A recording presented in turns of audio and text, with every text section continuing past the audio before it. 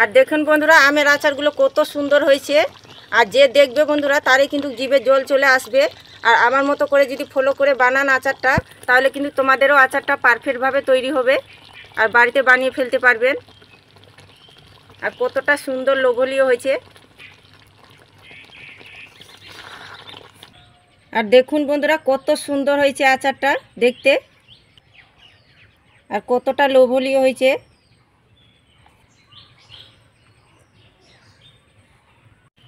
নমস্কার বন্ধুরা, প্রতিমা kitchen village ফুডে সকলকে স্বাগত জানিয়ে প্রতিদিনের মতন আবার একটা দুর্দান্ত রেসিপি নিয়ে চলে এসেছি।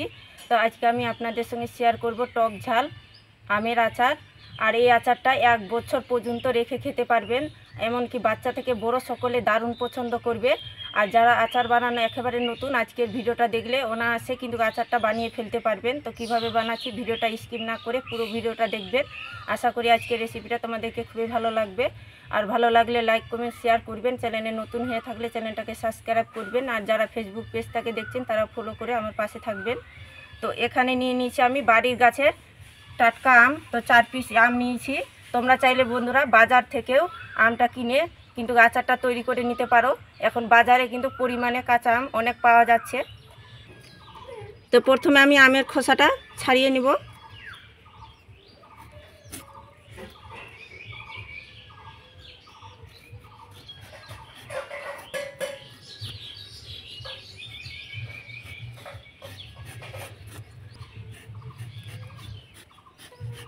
আর আমের খোসা যখন ছাড়াবেন বন্ধুরা, তখন কিন্তু এই সবুজ অংশটা যেন হালকা হালকা ভাব যেন থাকে।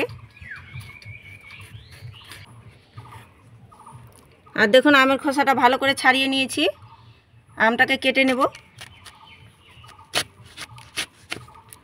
আর আমটা যখন নেবেন বন্ধুরা, তখন কিন্তু আঠির মধ্যে যেন এই শক্ত অংশটা যেন থাকে, তবে কিন্তু আচারটা কিন্তু 1 বছর পর্যন্ত রেখে খেতে পারবেন।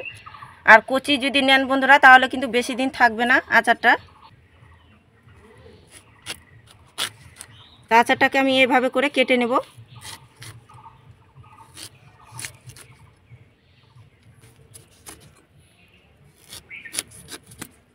আর একটা গামলার মধ্যে আমি জল নিয়ে নিয়েছি। আর 1 চামচের মতো নিয়েছি, ছোট চামচের 1 চামচ নিয়েছি আমি হলুদ গুঁড়ো। এই জলের মধ্যে দিয়ে দিব। আর আমটাকে কেটে আমি এই হলুদ জলের মধ্যে রেখে দেব।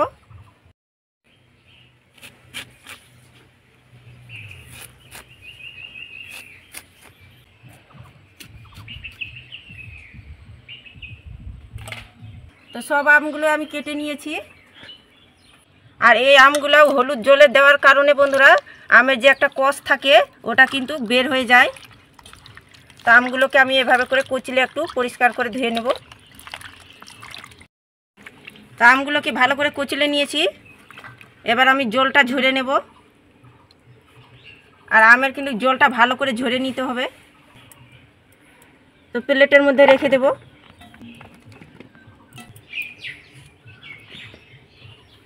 তো আচারটা বানাবার জন্য কিছু আমি মশলা নিয়েছি, গোটা মশলা নিয়েছি। তো 1 চামচ নিয়েছি জিরে, আর 1 চামচ নিয়েছি কালো সর্ষে, আর 1 চামচ মৌরি, হাফ চামচ নিয়েছি কালো জিরে, আর নিয়েছি 4টা শুকনো লঙ্কা। এই মশলাগুলো শুকনো খোলায় ভেজে নেব।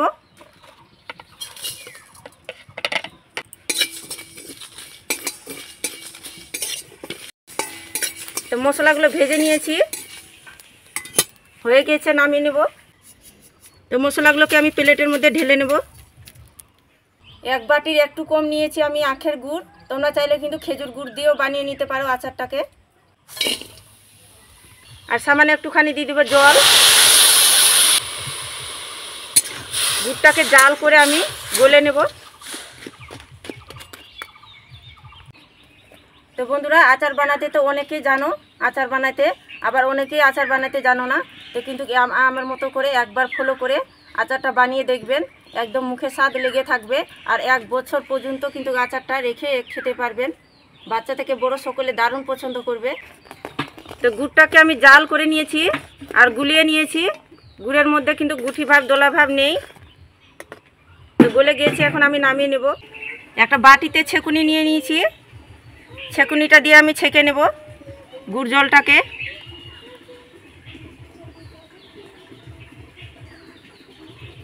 আর গুড়টা ছেঁকার কারণে বন্ধুরা দেখেন অনেক কিন্তু বালি নোংরা থাকে, তার জন্য কিন্তু গুড়টাকে বানাবেন যখন তখন কিন্তু ছেঁকে নিতে হবে। তো অবশ্যই ছেঁকে নেবেন এভাবে করে, তাহলে নোংরাটা কিন্তু থেকে যাবে। আর এই আচারের কারণে বন্ধুরা মূল হচ্ছে মশলা। তো মশলাটাকে আমি গুঁড়ো করে নেব। তো আমি শিলপাটে গুঁড়ো করছি।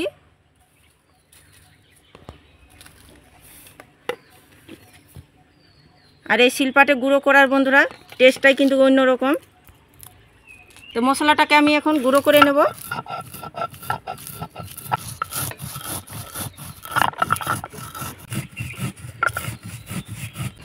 তো মশলাটাকে বেটে নিয়েছি। আর যখন মশলাটা বাটবেন তখন কিন্তু এভাবে দানা দানা যেন থাকে, তবে কিন্তু আচারটা খেতে পারফেক্ট লাগবে, খেতেও ভালো লাগবে।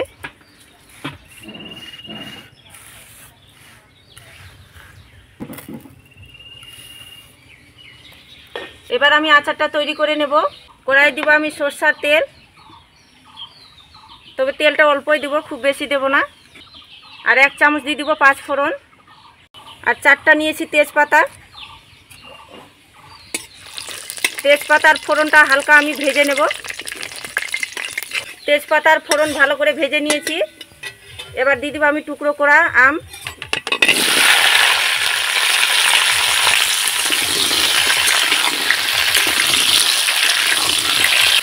এবার দিয়ে দেবো আমি স্বাদ মতো লবণ, আর পরিমাণ মতন দেবো হলুদ গুঁড়ো।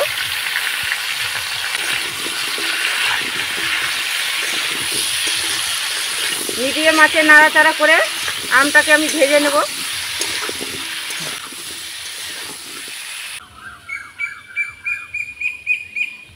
আমগুলোকে নাড়াচাড়া করে ভেজে নিয়েছি। আর দেখুন এভাবে করে আমগুলোকে ভেজে নিতে হবে। যে গুড় জলটা আমি বানিয়ে রেখেছিলাম সেটা এখন দিয়ে দিব। আর এখানে নিজেদের পছন্দ মতো করে এখানে মিষ্টিটা দিবেন, কম বেশি যে যেরকম খেতে পছন্দ করেন।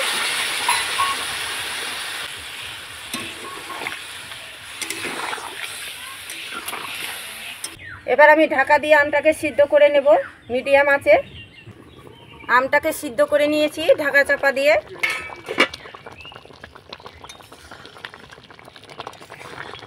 এবার আমি ভাজা মশলাগুলো দিয়ে দিব। তো এভাবে করে ছড়ে ছড়ে দিব হাত দিয়ে।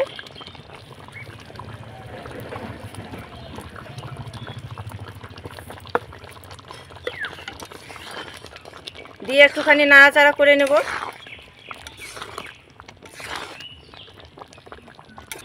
মশলাটা দিয়ে আমি আবারও ঢাকা দিয়ে একটুখানি ফুটে নেব, তাহলে মশলাগুলো আমের ভিতরে ভালো করে ঢুকে যাবে আর খেতেও একটা টেস্ট আসবে।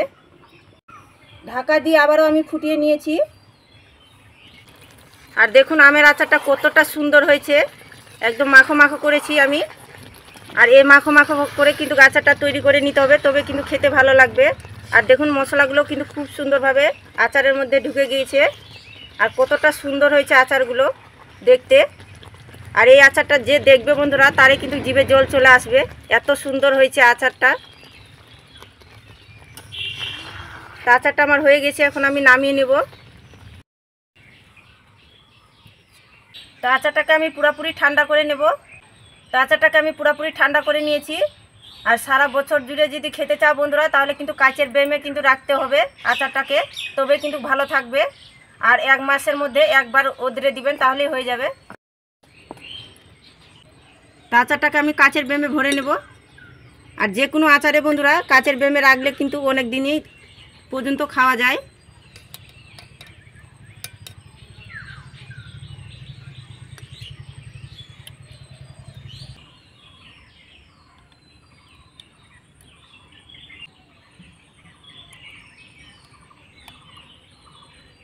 সবগুলো আমি ভরে নিয়েছি কাচের বেমে।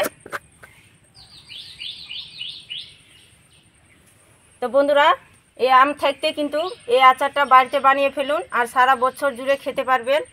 এমনকি বাচ্চা থেকে বড় সকলে দারুণ পছন্দ করবে। আচার খেতে পছন্দ করে না এমন মানুষ নেই বন্ধুরা। তো অবশ্যই বাড়িতে বানিয়ে খেয়ে দেখবেন আমার মতো করে, আর খেয়ে কেমন লাগলো কমেন্ট করে বলবেন। আর ভিডিওটা যদি ভালো লেগে থাকে বন্ধুরা তাহলে একটা লাইক করবেন। আর প্লিজ চ্যানেলটাকে সাবস্ক্রাইব করে আমার পাশে থাকবেন, এরকম নিত্য নতুন ভিডিও কিন্তু সবার আগে দেখতে পাবে। তো ভিডিওটা আজকের মতন এই পর্যন্তই বন্ধুরা, দেখা হচ্ছে নতুন কোনো ভিডিও নিয়ে।